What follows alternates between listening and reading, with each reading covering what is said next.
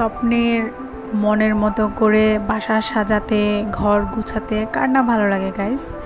আসসালামু আলাইকুম গাইস, চলে আসছি একটা ভিন্ন টপিক নিয়ে। সেটা হচ্ছে আজকে আপনাদেরকে আমার বাড়ি শেয়ার করব। দেখুন, আমরা রিসেন্টলি আমাদের ঘরের কাজ কমপ্লিট করেছি। এই যে দেখতে পাচ্ছেন আপনারা, আমার হাজব্যান্ড খুব শখ করে কাজগুলো করেছে, ইভেন খুব মনোযোগ দিয়ে করেছে, তার অনেক শখ। যাই হোক, আমরা সবাই তাকে অ্যাপ্রিসিয়েট করছি। আমার শ্বশুর শাশুড়ি দেবর সবাই মিলে আমরা অনেক সাপোর্ট করেছি তাকে। যাই হোক, এইটা হচ্ছে আমাদের nest of happiness. Okay, that means সুখের নিড। দেখুন গাইস, এখানে আমরা সবাই একসাথেই থাকি। আমার শ্বশুর শাশুড়ি দেবর ননদকে যদিও বিয়ে দিয়ে ফেলছি, ও শ্বশুরবাড়িতেই থাকে, আসে মাঝে মধ্যে আসে আমাদের কাছে। যাই হোক গাইস, দেখুন আমাদের ঘরের কাজ কেমন হয়েছে। এটা ইন্টেরিয়র কাজ করানো হয়েছে কিছুদিন আগে। দেখুন কেমন হয়েছে। এই যে দেখতে পাচ্ছেন গাইস, বাসাটা যথেষ্ট বড়, যার কারণে আমাদের অনেক গেস্ট আসলেও খুব একটা চোখে পড়ে না।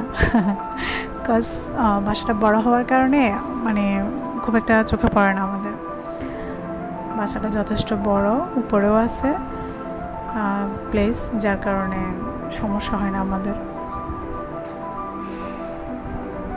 দেখতে পাচ্ছেন গাইস, অনেকগুলো লাইটিংয়ের ব্যবস্থা করেছে তিনি, অনেক রকমের। তার লাইটিং অনেক পছন্দ। সবচেয়ে এখানে বিশেষ কথা হচ্ছে আমার ছেলে আলমান মোহাম্মদ তাইমুর সাহেব, তিনি লাইটিং এত বেশি পছন্দ করে যে তার বাবা পুরো ঘর লাইট দিয়ে সাজিয়ে ফেলছে।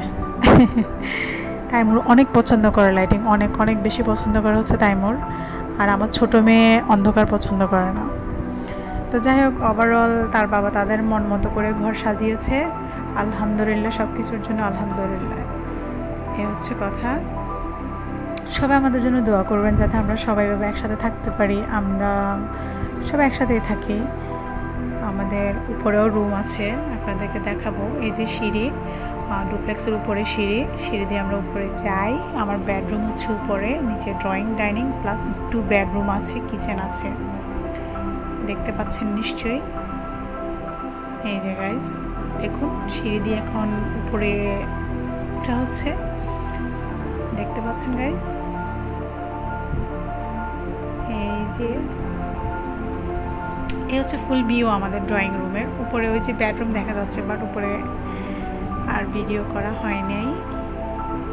দেখতে পাচ্ছেন গাইস ফুল ভিউটা, আশা করি দেখতে পেয়েছেন। গাইস, এরকম একটা বাড়ির স্বপ্ন কিংবা এরকম সাজানো গোছানো ঘরের স্বপ্ন আমরা সবাই দেখি, তাই না? কারো আর্লি স্বপ্নটা পূরণ হয়, কারো একটু লেটই স্বপ্ন পূরণ হয়।